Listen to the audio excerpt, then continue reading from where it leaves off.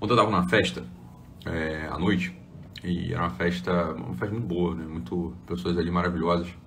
E tinha uma criancinha na festa, uma bebezinha. E uma cena ali me chamou muita atenção. Era uma cena dessa criancinha, né, saindo dos braços da mãe, tava começando a andar, começando a aprender a andar, uma bebezinha, né, um bebezinho saindo dos braços da mãe, né, então, né, aquela cena clássica, né, da mãe põe a criancinha que tá aprendendo a andar no chão e o pai do outro lado, né, o pai é uns 4 passos adultos de distância, que para a criança aquilo ali é toda uma vida, toda uma dimensão, é todo um desafio.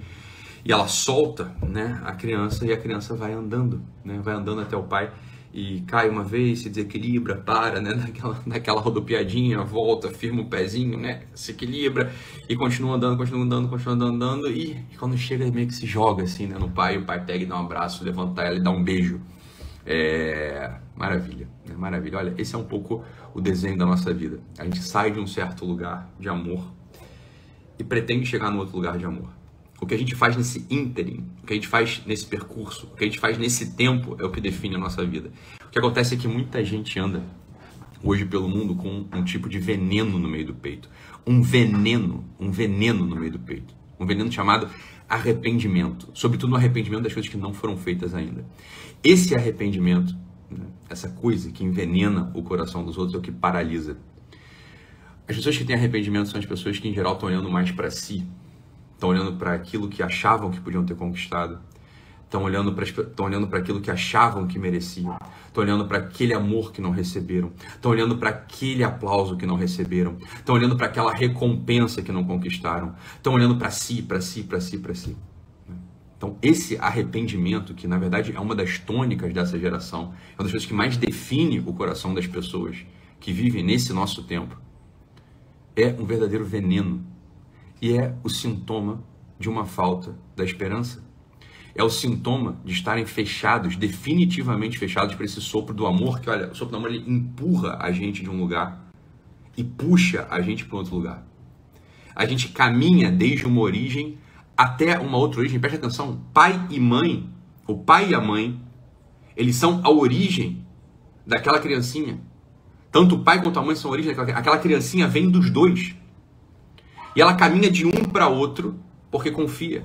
Ela caminha de um para outro porque foi entusiasmada por aquele que soprou, por aquela que soprou, e é entusiasmada pelo olhar amoroso do pai que está do outro lado, puxando. Né? Olha, esse tipo de paralisia que afeta a totalidade das pessoas que vivem nesse tempo é uma paralisia que vem muitas vezes da gente estar fechado para esse sopro do amor. A gente está fechado para esse sopro do amor. A gente parou de contemplar a nossa origem amorosa e a gente parou de contemplar esse nosso destino amoroso. E é evidente quando toda a dimensão do amor ela é cortada, ela é amputada do nosso olhar, ela é amputada da nossa consciência. O que sobra para os homens? O que sobra para os filhos dos homens? Os filhos dos homens se materializam, ficam colados na terra, amedrontados. É como se o coração já não fosse mais capaz de se elevar por cima de toda essa aparência de caos, de toda essa aparência de trevas, de toda essa aparência de tristeza, e dar um sim poderoso, um sim definitivo para isso que a gente chama de vida humana. A gente chama de vida humana. Olha, um coração de alguém amedrontado que não contempla a origem e o destino. Não, uma pessoa que não contempla de onde eu vim e para onde eu vou. Esse coração amedrontado começa a paralisar diante da fome na África, diante dos cataclismas naturais, diante das epidemias globais, diante das maldades de ditadores, diante da tirania de uma mãe narcisista, diante da ingratidão de um filho rebelde, diante do olhar desatento de um marido ou de uma esposa que convivem comigo. É evidente que quando a dimensão do amor, quando a dimensão da esperança, ela se abranda, elas diminuem, os homens não viram mais do que bichos cristalizados nesse mundo. Já parou para perceber como é que um bicho é? Um bicho é um ser amedrontado, totalmente amedrontado.